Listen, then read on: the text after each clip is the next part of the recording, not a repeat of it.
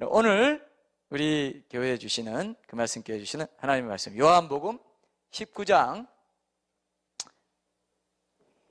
28절에서 37절 말씀입니다.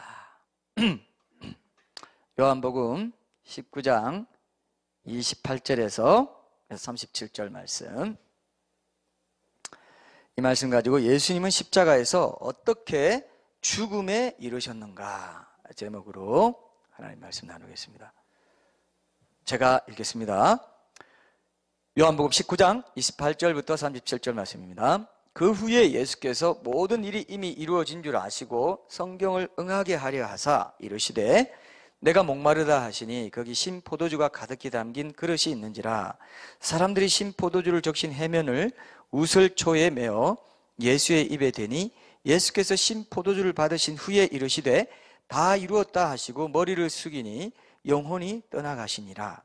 이 날은 준비일이라. 유대인들은 그 안식일이 큰 날이므로 그 안식일에 시체들을 십자가에 두지 아니하려 하여 빌라도에게 그들의 다리를 꺾어 시체를 치워달라 하니 군인들이 가서 예수와 함께 못 박힌 첫째 사람과 또 그 다른 사람의 다리를 꺾고 예수께 이르러서는 이미 죽으신 것을 보고 다리를 꺾지 아니하고 그중 한 군인이 창으로 옆구리를 찌르니 곧 피와 물이 나오더라.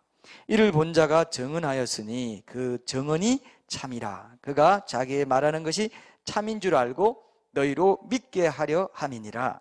이 일이 일어난 것은 그 뼈가 하나도 꺾이지 아니하리라 한 성경을 응하게 하려 함이라. 또 다른 성경에 그들이 그 찌른 자를 보리라 하였느니라. 아멘. 자, 여러분, 이 땅에 사는 많은 사람들이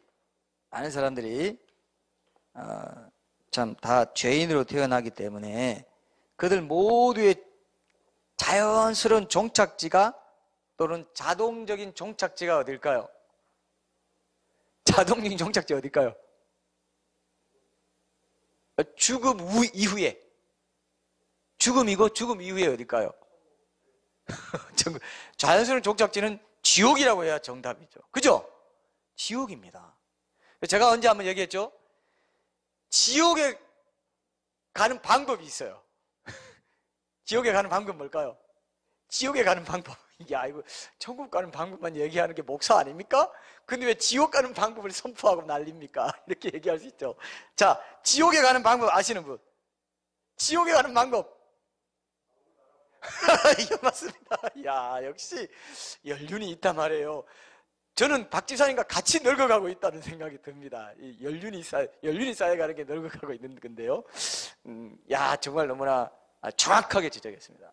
아무것도 안 하고 있으면 지옥은 자동적으로 가게 돼 있어요. 이해되시죠?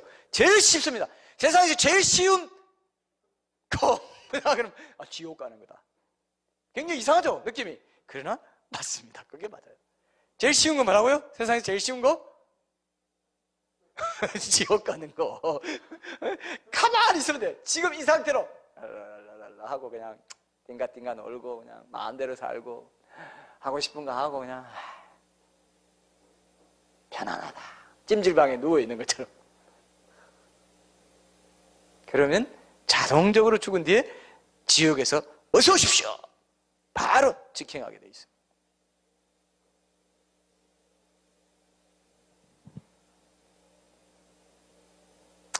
제가 인천인가 어디 옛날에 세미나 하러 갔을 때 차를 타고 급해가지고 택시 타고 가는데 옆에 찜질방 지하 24시 불가마 이렇게 돼 있더라고요.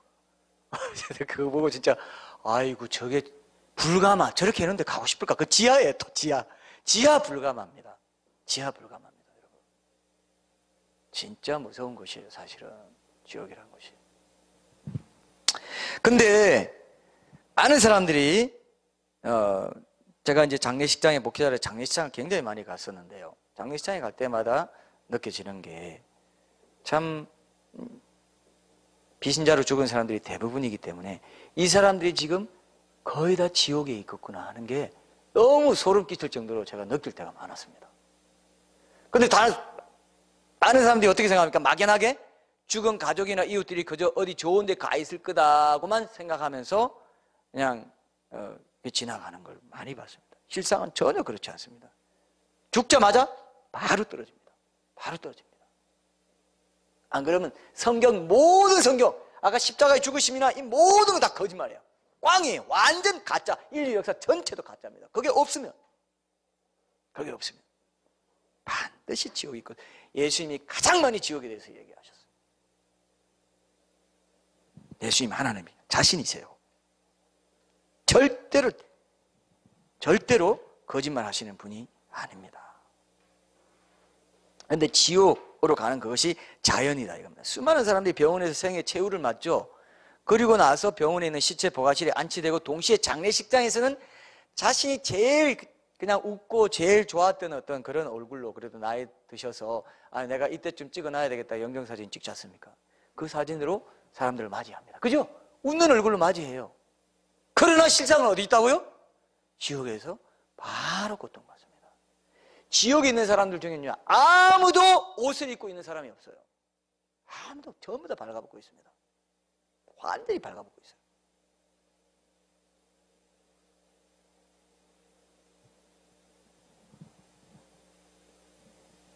천국에서는 흰 옷을 입고 있죠. 그리고 천국에 여러분 얼마나 많은 좋은 다양한 옷이 있는 줄 아세요?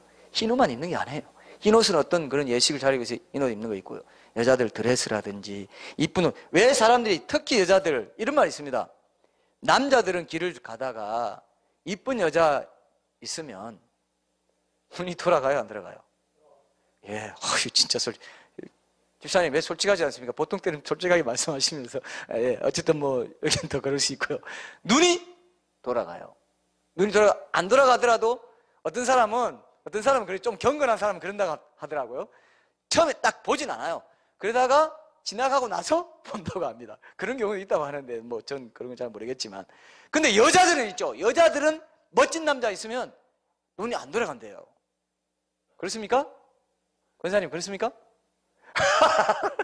별로 안 그랬어요. 근데 여자들은 어떨 때 돌아가냐? 혹시 아시는 분? 예쁜 옷, 예쁜 귀걸이, 예쁜 이런 명품 가방이라든지 반드시 돌아간다고 하더라고요. 전 잘 몰랐는데. 그래요? 여기는 여자가 아니죠. 예? 진짜 그래요. 왜? 안목의 정욕이에요. 여자들은 이쁘게 하는 거, 화장하고, 우리 딸도 화장 이렇게 좀 하고 이렇게 하는데요. 화장하고 이쁘게 보이는 거, 좋은 옷 입고, 안목의 정욕 있죠. 육신의 정욕과 안목의, 남자는 육신의 정욕, 그게 육신의 정욕이라고 합시다. 안목의 정욕, 이생의 자랑, 공통되는 거. 예? 그밖에 더 있어요. 왜 좋은 대학 보내려고 합니까? 이생의 자랑, 우리 딸, 우리 아들 이런 데 보냈다 이거죠. 예. 그래가지고 이번에 입시가 한 주일 연기됐지만은 그 이후에 종로학원 이런 데서 입시 이런 거 하면요, 빽빽하게 제 사진 봤습니다. 빽빽하게 들어앉아서 우리 아들 어디 보낼까? 그게 다 이생의 자랑하고 연결되어 있어요. 안목의 정욕은 모든 좋은 거, 이쁜 거, 좋은 옷, 패션, 이렇게 여러분 포털 살 때 보면 꼭 이렇게 별 관련 없는데도 꼭 이쁜 여자들 사이에서 여신 외모, 이렇게 뭐라고 합니까? 공항 뭐라고요? 공항 패션. 내가 패션 이르면 공항 패션. 또 뭐예요? 또 이런 거 얘기하잖아요. 공항 패션. 그리고 이런데도 민낯인데도 이 정도다. 이런 식으로 막 나오고. 여러분, 이게 안에 들어가 있어요. 이게요, 육신의 정욕과 안목의 정욕과 이생의 자랑이 지옥에 가면은 다 드러납니다. 그걸로 지옥 간 거거든요. 하나님보다 그거를 더 쫓아간 사람들이 지옥에 가는 겁니다. 신자도 마찬가지예요, 사실. 예수 믿고 나서도. 오늘 우리가 주보되어 있는 거 한번 같이 읽어볼 텐데. 자, 여러분, 보세요. 그렇게 죽은 사람들을 막연하게 이제 좋은 데 갔거니 했는데, 이제 지옥에 갔기 때문에, 사실 이 땅에 사는 사람들은 있지 않습니까, 여러분? 자신들이, 그래서 성경에 기록되어 있죠. 자신들이 다 이미 저주받은 초상집에 있다고 생각해야 제대로 된 생각을 가진 사람이에요. 그래서 이 땅이 어두운 가운데 다 앉아있다, 그렇게 말한 거예요. 왜? 이 땅에 자연적으로 난 사람은 다 죽고 나서 지옥에 갈 게 정해져 있는 거예요. 죽일 기계를 이미 예비했다고 했습니다. 다 죽는데, 다니엘서도 보면요, 이 땅에 수없이 많은 수없이 티끌 가운데 사는 자 중에 많은 사람이 거기서 몇 사람이 깨가지고, 많은 사람이 깨가지고 영생을 얻을 자가 있다, 이렇게 돼 있어요. 수없이 많은 자는 티끌, 그 티끌들은 다 지옥에 갑니다. 거기서 일부가 어때요? 영생을 깨어서 영생을 얻을 자도 있겠고, 많은 사람들 옳은 대로 돌아오게 한 자들, 많은 사람 옳은 대로 돌아오게 한 자들은 별과 같이 영원토록 비친다. 여러분, 그런 사람이 돼야 되겠죠? 우리가 한 공동체로, 변능등도 이 소명을 가지고 한 공동체로 모여서 많은 사람 옳은 대로 돌아오게 하기 위해서 기도하면서 말씀 사역과 섬김과 이 모든 것들을 하는 것 자체가 바로 많은 사람들이 옳은 대로 돌아오게 하는 일이에요. 여러분 믿습니까? 믿습니까? 이거 믿으셔야 돼요. 이거 붙잡아야 돼요. 이 소명 붙잡아야 돼요. 근데 저주받은 초상집에 있는데 그걸 모르니까 우리가 일깨워 주느라고 이렇게 복잡하게 여러 가지 말을 하는 게, 창조주 하나님 계시고 이렇게 타락했고 했는데 이스라엘을 택하시고 그걸 통해서 예수님이 오셔가지고 온 세상에 복음이 전파되고 난 뒤에 끝이 온다 해도 끝에 징조들이 이런 것들이 있다까지 전체적으로 얘기를 해주려고 하는 겁니다. 그래서 변증사역이 필요하다. 왜냐하면 제가 교회에서 그동안 쭉 살아왔다 보니까 전도 집회에서도 이런 얘기 안 하고 그냥 부흥의 식으로 얘기하고 그냥 믿으면 됩니다. 지금 영접하시면 됩니다. 무조건. 뭘 영접하라는, 내가 왜 영접해야 돼? 죄인입니다. 왜 죄인이야? 이거가 계속 이걸 답해줘야 되는데 답을 안 해주고 지금 영접하시면 복 받고 이 땅에서 잘 되고 죽어서 천국 갑니다. 이런 식으로 복음을 전해왔다 이거예요. 제가 많이 그걸 느꼈기 때문에 아니다. 작은 알아듣도록 왜 그런지, 왜 당신이 예수님을 영접해야 되는지, 구세주를 영접해야 되는지, 또 삶의 주인으로, 그 이후에는 삶의 주인으로, 나를 지옥에서 건진 구주로, 죄를 용서해 주신 구주로도 모시지만 그 이후에는 삶의 주인으로 모시고 이제 변화된 삶을 살아야 주님 계신 천국에서 영생을 누리게 됩니다. 이것까지 말해 주려는 거예요. 그러니까 행함 있는 믿음에 대해서 왜 강조하느냐? 변증 전도의 일환입니다. 굉장히 중요한 50%예요. 그래서 제가 켈빈주의에 대해서 계속 얘기하는 겁니다. 계속. 그건 변증 전도 사역이기 때문에. 이것도 얘기하죠. 그러나 교회 안에 이것도 계속 얘기해요. 교회 안팎으로 50대 50으로 계속 이걸 얘기해야, 여러분 이해되시죠? 우리 교회가 받은 사명이 이겁니다. 얼마나 사탄이 싫어하겠어요? 얼마나 공격하고 잡아먹고 싶겠어요? 고난이 없으면 진짜가 아닌 거예요. 여러분 붙잡으십시오. 붙잡아야 됩니다. 자, 그래서 지옥에 가게 된 처지를 한탄하면서 절망하면서, 그 보편적이고 자연적인 상황에서 심판장이신 하나님께 어떻게 하든 구원해 달라고 필사적으로 부르짖고 절규해야 마땅한 자리인데 사람들이 다 어떻게 살아갑니까? 어떻게 살아가요? 여러분, 이 땅이요, 이 땅이 천국이에요. 사실은요, 천국의 지부 같은 곳이에요. 에덴 동산을 그렇게 만들었지만 하나님 빛을 바라게 하고 자연재해나 이런 게 했지만 그 영광은 남아있는 겁니다. 제가 최근에, 아까 오늘도 여기 그 영상을 이렇게 찾으면서 프랑크푸르트 하면서 요즘 아시아나 뭐 그런 거 나오는 거 있죠. 거기 한번 보면요, 진짜 프랑크푸르트만 해도 얼마나 아름다운지, 배가 다니고 이렇게 베니스처럼 이렇게 해서 그 사이로 배가 다니면서 하고 밖에 쳐다보고 이렇게 하는 걸 한번 보세요. 여러분, 프랑크푸르트 그 소개한 그 아시아나 영상을 한번 보세요. 천국이 따로 없어요. 그죠? 천국 따로, 원래는 우리가 천국적인 존재로 지어졌습니다. 그래서 이 땅에 사는 사람, 모든 사람 천국적인 존재로 지금 천국을 느끼고 사랑하고, 가족 사랑, 이웃 사랑, 친구 사랑, 연인 사랑, 부모 사랑, 다 이게 사랑의 나라이거든요. 지금이 천국을 지금 다 느끼고 살고 있습니다. 이미. 그런데 거기 죄가 들어왔기 때문에 관계가 깨지고 뭐가 생기고 분노가 생기고 상처가 생기고 시기심이 생기고 이기심이 생기고, 이게 지금 천국과 지옥이 공존하는 거잖아요. 그런데 천국을 우리가 매일 경험하며 살아요. 사실은 좋은 과일 먹죠, 여러분. 홍시 장모님이 주셔서 홍시를 작은 거지만 이렇게 먹어보면요, 제가 생각해 보니까, 야, 내가 제일 좋아하는 거예요. 우리가 옛날에 우리 가족이 이제 밥 먹으면서 제일 좋아하는 음식 뭔가 베스트 5까지 잡아보자 해서 우리가 서로 얘기한 적이 있어요. 홍주는 천도복숭 있죠, 그 즙이 많은 거 하면 막 즙하고, 그걸 제일 좋아한다고 그랬어요. 맞죠? 저는 두 가지가 생겼어요. 홍시랑 배를 제가 제일 좋아한다는 걸 알았습니다. 예? 과일 중에 정말 맛있어요. 여러분, 천국에 철마다 과실이 맺린다 되어 있죠. 천국에 봄, 여름, 가을, 겨울이 있다는 거, 여러분 언제 제가 올린 글에 한번 보셨죠? 그 이때 땅의 기후와는 다르지만 싹 바뀌면서 이렇게 아름답게, 철마다 여러분 요한계시록 찾아보세요. 철마다 12과실이 맺힌다 되어 있어요. 철마다가 왜 나오겠어요? 여러분 천국에 철마다가 왜 나오겠어요? 계절이 있다 이겁니다. 아름답게 하나님이 낙엽도 보여주시면서 또 새롭게 봄도 생기면서 이렇게 리듬을 가질 수 있도록. 안 믿을 분은 뭐 믿지 마시고요. 우리는 천국 백성이 이미 이 땅에서 천국을 보면서 이런 홍시나 이런 배를 보면서 난 먹을 때마다 생각합니다. 하나님이 천국에서도 그대로 있는 거, 그보다 더 맛있겠죠. 그러나 홍시 있습니다. 천국에. 바나나 있을까요? 없을까요? 하나님이 천국 만드신 그분이 여기서 그렇게 만들었다니까요. 바나나 먹으면서 저는 늘 묵상합니다. 하나님이 어떻게 이렇게 오묘한 솜씨가 영이신데 어떻게 물질을 이렇게 만드실까? 항상 저만 이렇게 막 방방 떠기게 하지 마시고 여러분들도 동의를 해 주셔야 돼요. 맞습니까? 맞습니까? 바나나 좋은 거. 그리고 여러분 각 나라마다 얼마나 좋은 음식이 많아요. 천국에 다 있어요. 인도 없이 카레 뭐 이런 거 하나님이 다. 그리고 야 장아찌 그리고 고추장 그리고 김치 맛있지? 다 내가 다 천국에 있는 거 너희들한테 미리 맛 보여주는 거요. 너 밥에 국 좋아하지? 소고기 있고 다 천국에 있다. 또 안 믿으시죠? 믿지 마세요. 먹으면 어디 가면 살살 녹는 어떤 샐러드 같은 거 뭐 이런 거 천국에 다 있어요. 연회장이 다 있어요. 저는 믿습니다. 왜?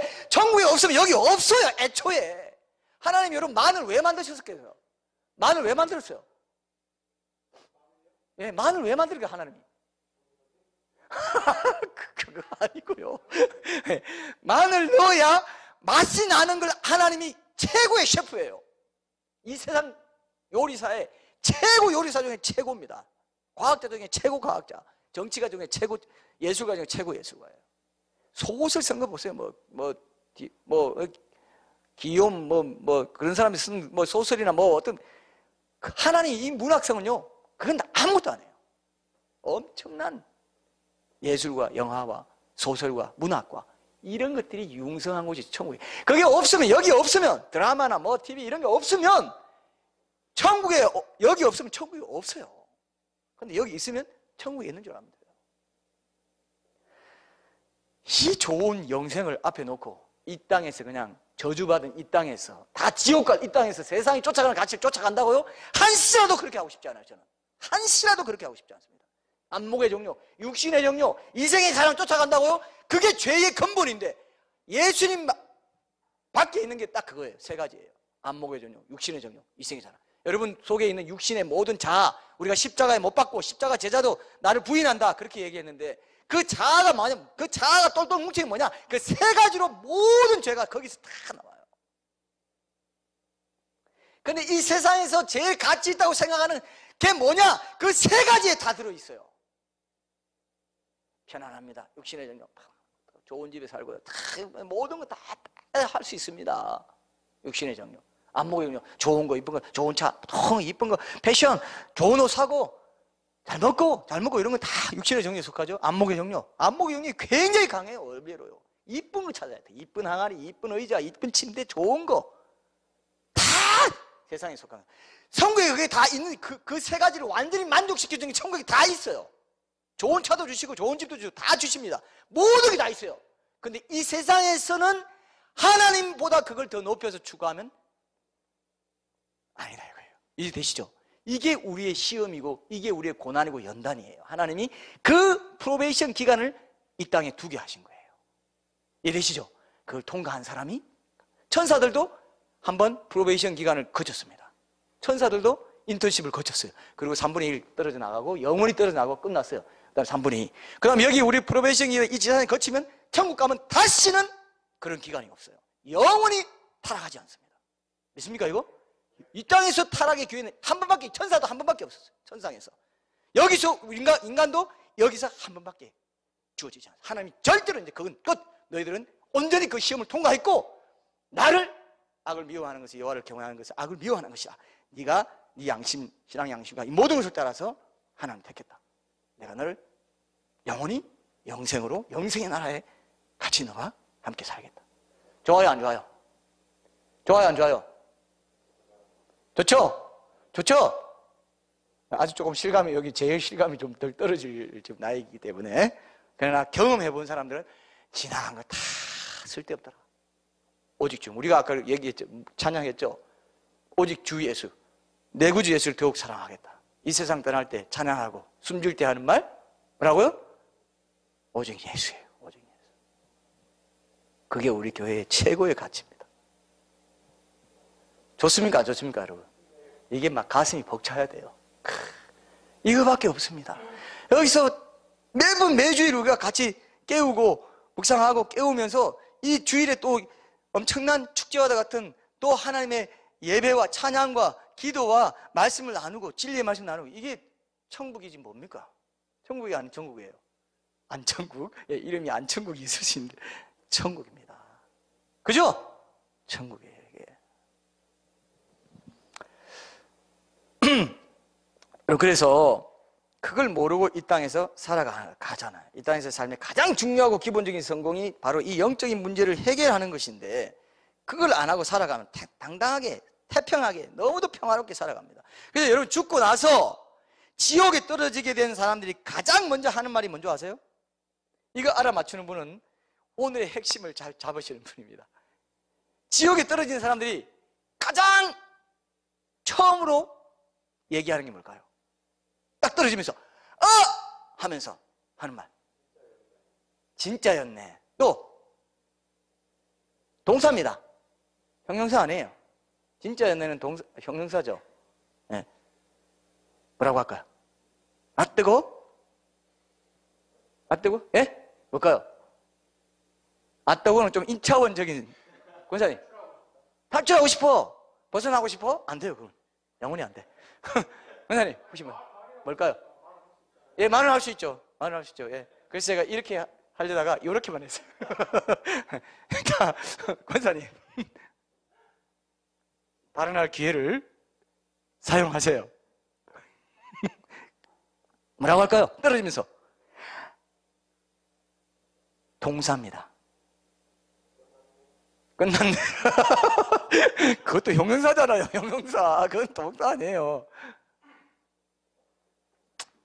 예? 제가 말씀드릴게요. 다시 없을 것 같아서. 아이코 하면서 속았다 그래요. 속았다. 속았네. 그겁니다. 속았네. 그때 알게 돼요. 예수님이 십자가도 그때 딱 알게 돼요. 아하, 예수라는 사람이 하나님이었는데.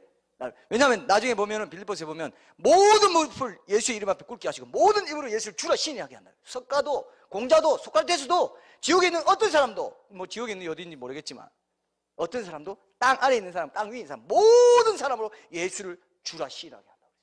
주 앞에 무릎 꿇게 한다고 그랬어요. 그럼 속은 거예요? 안 속은 거예요? 속은 거죠.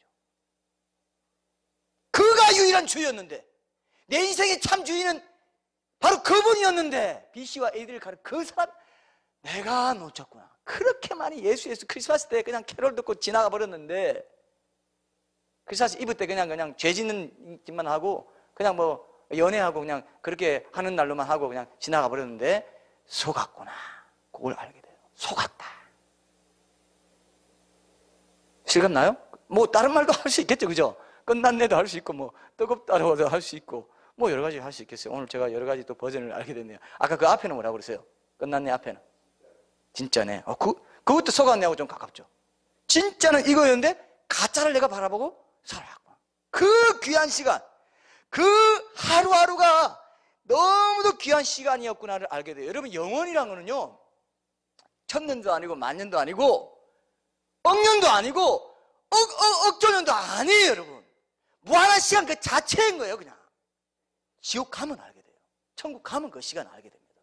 이건 이 땅의 시간 개념이 아니라는 거를. 그리고 난 영원히 여기 있구나 그걸 알게 돼요. 그걸 안다면 우리는 이렇게 밝히 드러내고 있지만은 많은 교회들에서 지옥을 얘기를 안 한다고 한탄하고 있지 않습니까? 많은 의식이 있는 목회자들이요 계속 그 얘기를 해요.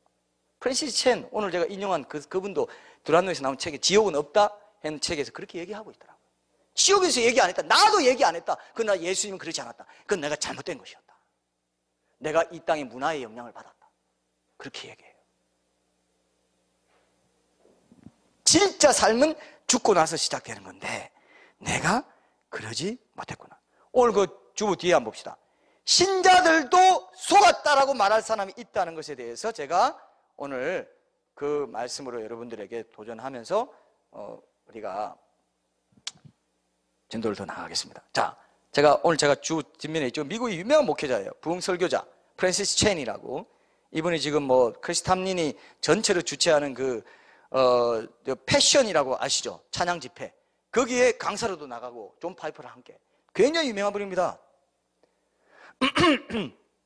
이분이 제가 난간사역에 있을 때 새벽 부흥에 와서 직접 말씀 전하는 것도 2번인가 와서 말씀 전하셨어요.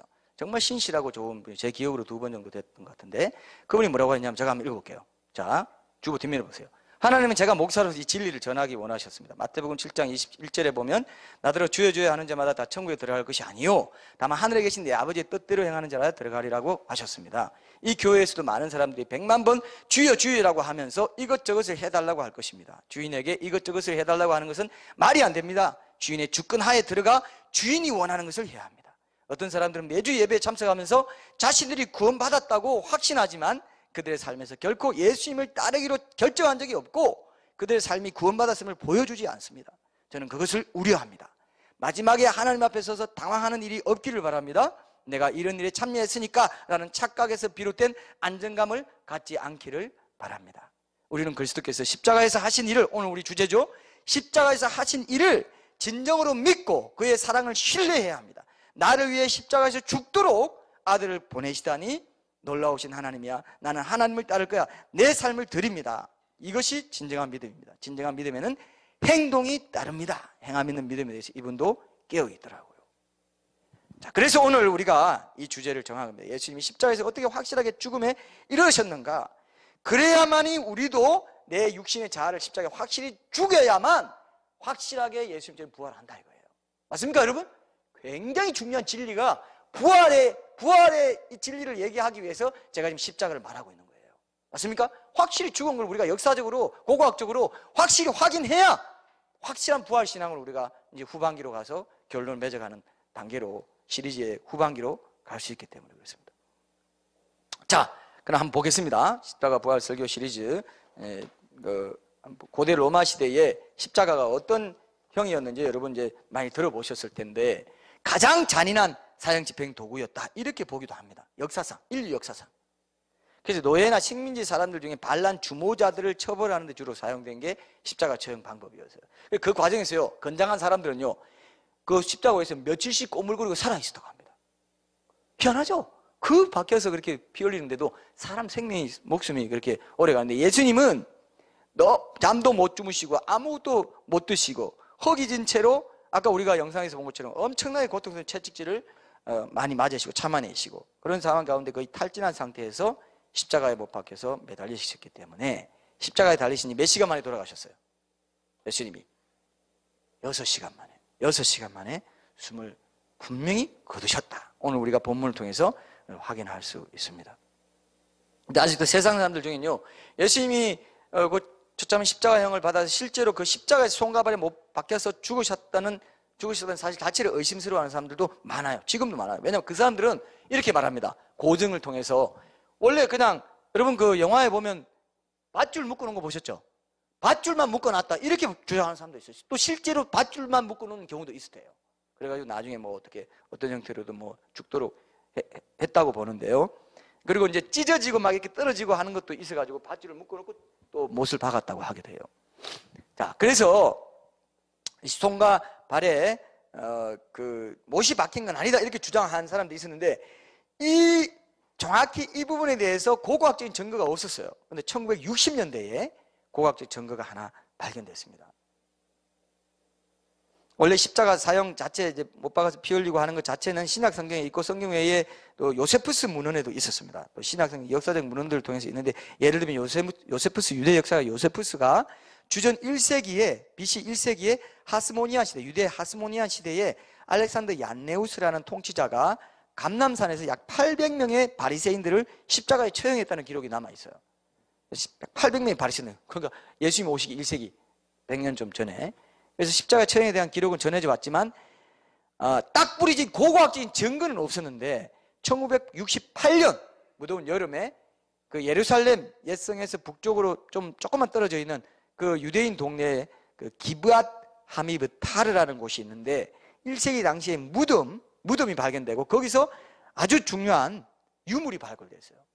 가족의 석관이 발견되고 그 석관 안에 죽은 사람의 뼈가 발견됐는데 이때 이게 뭐냐면은 이때 그 주 70년경에 그 역사가들은 이렇게 말해요. 주 70년경에 유대인들이 로마에 반항한 반란이 이제 있었는데 그때 아마 그때 반란했던 사람 중에 36명 정도가 묻힌 그 유대인들의 유골을 1968년 예루살렘에서 고고학자들이 발견해냈어요. 근데 한 사람의 그 사람 이름은 요하난 벤 하그콜이고 아마 24세에서 28세 정도의 젊은이다 이렇게 추정됐습니다. 한 사람의 발 뒤꿈치에 못이 박힌 채로 그 유골이 발견됐어요. 그리고 더 중요한 건요, 올리브 나무까지 있었어요. 그 못과 함께. 그러니까 십자가 나무 못 박혀서 이제 어떻게 됐냐면은 너무 깊게 박혀가지고 떼내면은 이 가족들이 그 몸을 떼낼 때 그 못을 떼내면 그 뼈가 어스러질 것 같아서 그 잘라가지고 있죠. 나무를 잘라가지고 못과 함께 나무와 함께 내장한 거예요. 이해되시죠? 그리고 석관에 이렇게 넣는 바람에 그 올리브 나무 그 재질도 올리브 나무라는 게 밝혀졌고 올리브 나무와 함께 못이 이렇게 큰 대못이 발견되고 뼈도 같이 발견된 이게 이제 68년에 발견되면서 고고학적인 증거가 됐다 이렇게 얘기합니다. 이해되시죠, 여러분? 그래서 십자가 그 못을 박는 십자가 처형에 고고학적인 증거가 된다 이렇게 봅니다. 근데 예수님이 그러면 직접적으로 십자가에 피를 많이 흘려서 죽었냐? 우리도 지금 교통사고 나면은 피를 많이 흘려서 죽잖아요. 직접 그렇게 죽었냐? 그렇게 했을 때 의학자들은 이렇게 말합니다. 예수님의 직접적인 사인은 뭘 것 같습니까? 직접적인 예수님이 뭐로 직접적으로 죽었겠어요? 혹시 아시는 분? 피를 많이 흘려서? 아닙니다. 예? 예. 질식입니다. 질식으로 죽었어요. 참 희한하죠? 호흡곤란 증세를 적다가 결국 숨을 못 쉬고 숨이 막혀서 힘이 다 빠져가지고 숨이 막혀서 죽었어요. 그게 이제 그 횡격막이라고 하는데 횡격막이 뭐냐면 가슴과 배를 나누는 경계가 되는 근육으로 이루어진 막입니다. 근데 이게 우리가 여러분도 지금 숨을 한번 들이마셔봐요. 이렇게. 자, 숨을 들이마셔봐요. 이렇게. 들이마시면 이 가슴이 팽창하면서 이 횡격막이 아래로 퍼지듯이 내려가면서 수축하게 된답니다. 그리고 숨을 내쉬어봐요. 내쉬면은 가슴이 수축되면서 이 숨을 들이마실 때 가슴이 팽창하면서 이 횡격막이 아래로 펴져서 내려가면서 이렇게 팽팽하게 수축되고요. 그 다음에 숨을 내쉴 때는 가슴이 숨지도 횡격막 위로 올라가면서 풀린답니다. 근데 십자가에 못 박혀 있는 사람은 어떻게 되냐면은 숨을 내쉴 때 들이마시고 내쉴 때 횡격막이 풀리게 하기 위해서 발을 고추 세워야 된다는 거죠.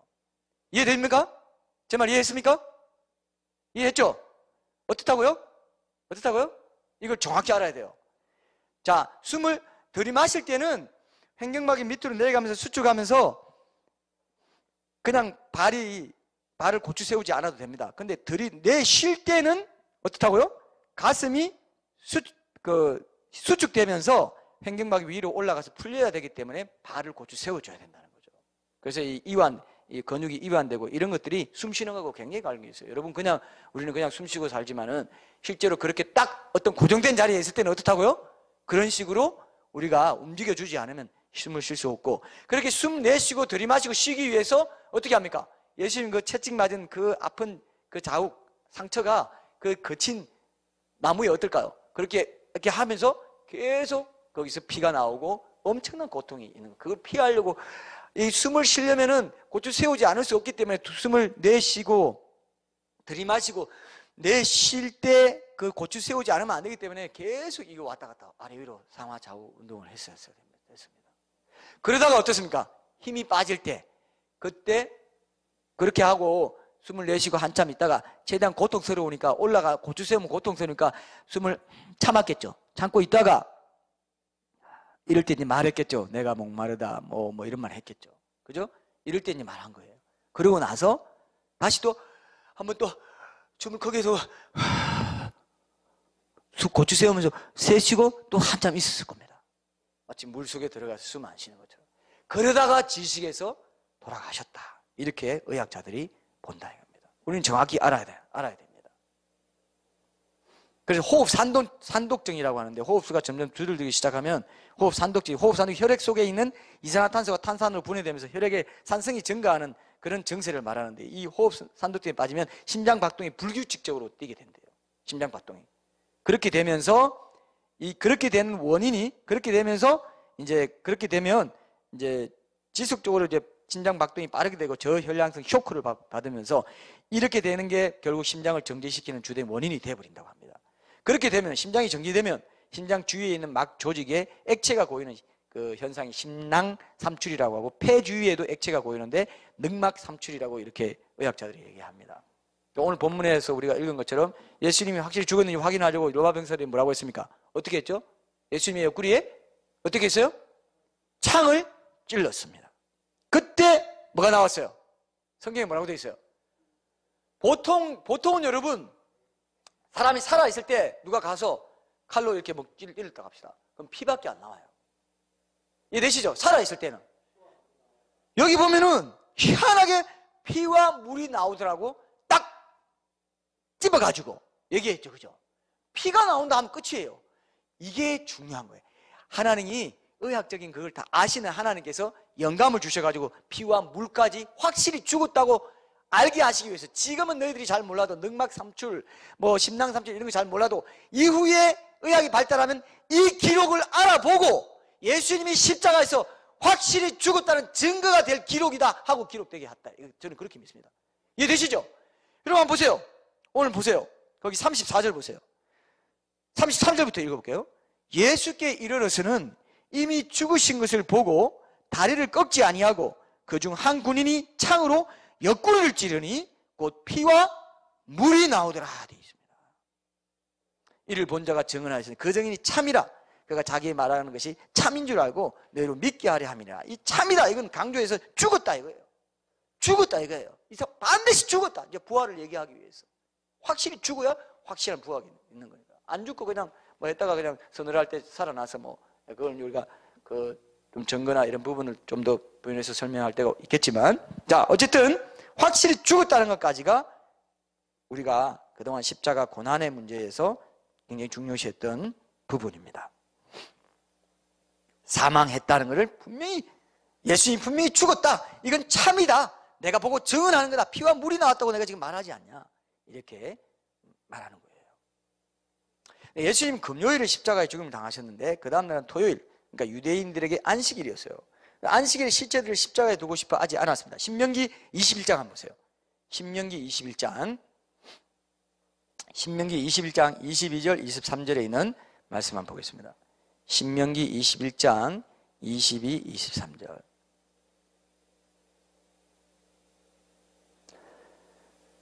제가 읽어보겠습니다. 신명기 21장 22, 23절. 사람이 만일 죽을 죄를 범함으로 네가 그를 죽여 나무 위에 달거든 그 시체를 나무 위에 밤새도록 두지 말고 그날에 장사하여 내 하나님 여호와께서 내게 기업으로 주시는 땅을 더럽히지 말라. 나무에 달린 자는 하나님께 저주를 받았음이니라. 이 말씀이 예수님께 그대로 적용됐어요. 나무에 달려서 모든 사람의 죄를 다 지고 저주받았어요.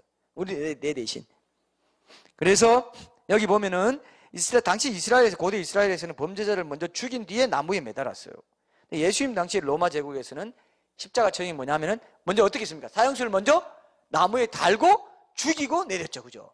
근데 이거는 고대 이스라엘 신명기에서는 어떻게 했냐면 먼저 죽이고 경고의 표시로 이렇게 죄 지으면 이렇게 돼야 하고, 그래서 뭐 이렇게 하만을 달았다 뭐 이런 게 옛날 고대 시대에 그런 게 나오잖아요. 그죠? 그런 거 비슷하게 이렇게 경고의 표시로 뒀다는 겁니다. 근데 그런 경고의 표시로 그렇게 한다 하더라도 밤을 넘기는 것은 자비롭지 못하기 때문에 땅이 더러워진다고 여겼습니다. 그래서 당일에 장사하려고 했던 거예요. 근데 지금 예수님의 시신을 처리하려는 유대인들의 심보는 뭡니까? 그렇게 자비의 마음 때문에 그랬다기보다는 양심에 거리끼고 자기들이 억지로 모함해가지고 누명 치워가지고 죽인 것을 알기 때문에 안식일을 이제 그 양심에 거리끼는 것을 없애는 게 안식일을 지키려고 자신들의 범죄 현장을 깨끗하게 없애버리는 그런 동기로 이해되시죠? 그죠? 그런 불순한 동기로 이 시체를 빨리 빨리 죽이고 안식일 지키려고 빨리 죽이려고 했다는 겁니다. 그래서 다리를 꺾어버렸습니다. 다른 사람 뭡니까? 다리를 꺾었는데 그렇게 한 게 이제 성경의 예언을 성취시키는 일이 된 건데, 자, 유대인들은 당시 십자가 형장에 로마 군인들을 시켜가지고 예수님의 오른편과 왼편 강도들은 다리를 꺾어서 확실하게 죽였습니다. 당시 로마 군인들은 뭡니까? 자신들이 소지한 그 당금의 손잡이를 이용해가지고 사형수의 그 다리뼈 아랫부분을 부러뜨렸다고 합니다. 그럼 여러분, 자, 보세요. 제가 아까 예수님이 어떻게 죽었다고 했어요? 어떻게 죽었다고 했어요? 질식사했다고 그랬죠? 다리를 왜 부러뜨리냐? 십자가 위에 수직과 이렇게 수평으로 되어 있는 사람은 다리를 왜 부러뜨리겠어요? 다리를 부러뜨리면 고추 세울 수 있어요, 없어요? 그럼 내쉴 수 있어요, 없어요? 못 내신다. 하고 있으면 여러분 들이마시기 하고 내쉬지 못하면 숨 쉬는 거예요, 아니에요? 하고 가만히 있으면 죽는 거예요. 그대로 끝까지 있으면. 그래서 죽었다 이거예요. 그래서 다리를 부러뜨렸다 이겁니다. 이해되시죠? 성경에 다리 부러뜨렸다. 왜 그 표현이 나올까?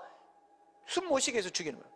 예수님은 딱 보니까 이미 돌아가셨어. 그래서 창으로 옆구리를 찔렀다는 겁니다. 당시 로마 군인들은요, 사람을 죽이는 게 그들의 직업이었어요. 죽이는 전문가였어요. 그죠? 사형 집행에도 전문가였어요. 실제로 죽었는지 안 죽었는지 판단하는데 전혀 어려움이 없는 그런 사람들입니다. 그리고 당시 로마 군대 규율이 굉장히 엄격했는데 어땠나 하면은 십자가 처형을 받아야 할 죄수가 죽지 않거나 중도에 도망가면 그 죄수를 관리하던 군인이 대신 죽임을 당해야 됐어요. 그러니까 반드시 죽이는 거 확인해요, 안 해요? 확인해. 이번에 판문점에서 기순한 병사 있죠? 그 병사, 그 경비병 군인들이 잡았습니까? 못 잡았습니까? 못 잡았어요. 그날 직후에 아마 축출되거나 좌천되거나 벌 받았을 겁니다. 그죠? 놓친 거예요, 놓친. 그래서 지금 이제 도랑을 깊이 팠다, 뭐 이런 식으로 얘기하고, 그 다리도 이제 차를 보니까 여러분 동영상 다 보셨죠? 차가 지나가는데 이제 그 다리도 폐쇄했대요. 그 다리를 건너서 왔잖아요. 그죠? 판문점 쪽으로. 그런 것들을 이제 그런 정도로 로마 군인들도 십자가형에 만약에 죽지 않고 살아있었다. 그리고 뭐 도망갔다. 십자가 막 해가지고 도망갔다 하면 그 지키고 있던 군인들이 죽었기 때문에 반드시 어떻다고요? 반드시 죽인 것을 확인한다 이겁니다. 그래서 창으로 죽었지만, 확실히 죽었지만 확인하는 차 창으로 찔렀다 이거예요. 그래서 피와 물이 나오는 것으로 기록이 된 겁니다. 자, 이 창을요, 제가 이제 결론을 이제 맺으면서 이 창도 여러분, 창에 대해서도 이제 뭐 그런 얘기가 있습니다. 창에 대해서도 이 창이 나중에 남아가지고 사람들에게 알려져 가지고요, 이 창도 보관이 돼 있어요. 여러분, 수위만 보관된 게 아니고 이 창이 어떤 크리스찬 소설가는 이 창이라는 제목으로 소설도 쓰고 특별하게 또 그 기적도 일어나고 이런 일이 있었다고 합니다. 수위에도 보면 옆구리에 난 상처의 크기를 재보니까 3cm인데 그게 고대 당시 로마의 창을 로메아라고 했는데 로메아의 크기와 일치했다고 밝혀졌고, 론지니스 창금이라고 해가지고 이 창, 예수님을 찔렀던 창을 론지니스 창금이라고 해서 오스트리아의 합스부르크 가문에, 유명한 가문에 오랫동안 소유로 오랫동안 보관되어 왔다고 합니다. 근데 여러분, 흥미로운 게 있는데요, 독일의 히틀러가 이 창에 얽힌 전설을 믿어가지고 가톨릭 신자였던 그가 19살 때 합스부르크 가문의 그 보물 전시관을 방문해서 그 보고 난 뒤 2차 세계대전 때 오스트리아 침공했을 때 그 창을 가져갔다고 합니다. 이건 널리 알려져 있는 사실이에요. 이 창을 가져야 세계를 정복할 수 있다, 이런 식으로 이제 생각했던 것 같습니다. 여러분, 이런 얘기 들어보셨어요? 못 들어보셨죠, 그죠? 근데 이런 얘기도 있어요. 이 창에 얽힌 얘기도. 그리고 이 창을 소재로 한 작품도 있지만, 자, 보세요, 여러분. 예수님이 십자가 처형과 관련해서 바라바라는 인물을 소재로 소설 쓴 사람도 있어요. 혹시 아세요? 이 영화 아세요? 바라바라는 영화 아세요? 안소니 킨이 나온 영화인데, 이 바라바라는 사람들이 이제 노벨 문학상 받은 사람이, 스웨덴의 노벨 문학상 받은 사람이 쓴 건데, 자, 여러분, 제가 오늘 이제 적용하고 마치고 싶은데요. 자, 보세요, 여러분. 바라바라는 사람이 전설에 의하면은 실제로 자기 죄 때문에 자기가 죽어야 됐는데 자기 죄 대신해서 죽어준 사람이 바로 예수라는 분인가를 나중에 알게 됐다는 겁니다. 자, 여러분, 바라바만큼 자기 죄 때문에 예수님이 대신 실제로 죽으셨다는 걸 실감한 사람이 인류 역사상에 있을까요, 없을까요? 있어요, 없어요? 없어요. 바라바가 부러울 수도 있습니다. 야, 그 사람만큼 은혜를 그렇게 그죠? 여러분, 많은 사람들, 모태신앙들 또 특히 그런 거 다 실감하지 못하는 것도 많잖아요. 그죠? 근데 바라바만큼 그런 사람이 없다. 저는 제 개인적으로 그렇게 묵상을 하게 됐고요. 그런 부분에서 바라바 같은 그런 심정을 우리가 좀 가질 필요가 있겠다 이런 생각을 했어요. 자, 마지막으로 여러분 보시면 요한이 당시에 예수님이 다리가 꺾이지 않은 것은 시편 34편 20절 그의 모든 뼈를 보호하시며 그 중에서 하나도 꺾이지 아니하도다 이 말씀이 성취된 것이라고 봤는데 그 몸의 다리들이 꺾이지 않은 것은 튜린 성당의 수위에도 그렇게 남아 있습니다. 근데 보세요. 그들이 그 찌른 자를 보리라 돼 있죠. 자, 19장 37절 보세요. 그들이 그 찌른 자를 보리라. 이 말씀은 구약에 어디에 나오는 말씀일까요? 오늘 결론입니다. 예? 스가랴입니다. 맞습니다. 오늘 우리가 암송하려고 이번 주에 암송하려고 12장 스가랴 12장 10절 제가 올려놓은 말씀입니다. 자, 스가랴 12장 10절 보고 우리 결론을 맺겠습니다. 보세요. 스가랴 12장 10절에 보시면 내가 다윗의 집과 예루살렘 주민에게 은총과 간구하는 심령을 부어주르니 그들이 그 찌른 바 그를 바로 창을 찔렀다. 못을 찔렀다고도 보지만 창을 찔렀다 이렇게 봅니다. 왜 그들이라는 유대인들이 찌른 게 직접 아닌데도 왜 그들이라고 했냐면은 유대인들이 로마 병사를 시켜가지고 예수님 창으로 찌르게 했다 이렇게 봤기 때문에 그렇습니다. 그들이 그 찌른 바 그를 바라보고 그를 위하여 애통하기를 독자를 위하여 애통하듯 하며 그를 위하여 통곡하기를 장자를 위하여 통곡하듯 하리로다. 여기 보면 분명히 요한복음의 19장 37절에서 그들이 그 찌른 자를 보리라 했기 때문에 이 말이 어디에서 나왔냐 했을 때 이 말씀에서 나왔다 이겁니다. 이건 분명히 성경에서 성경의 사도 요한도 성경의 이 구약의 스가랴서에 예언한 게 여기 성취된 거다. 창으로 찌른 것이 그거다. 이렇게 말한 겁니다. 근데 여기 보면은 그들이 그 찌른 바 그를 바라보고 이게 원문에는요. 자, 잘 들으세요. 오늘 결론입니다. 이 예수님이 누구신가를 여기 드러내고 있어요. 원문을 그대로 번역한 킹제임스 영어 성경에 보면 이 대목이 이렇게 번역되어 있어요. And they shall look upon me라고 되어 있어요. 지금 여기서 말씀하시는 분이 누굽니까? 여호와 하나님이죠.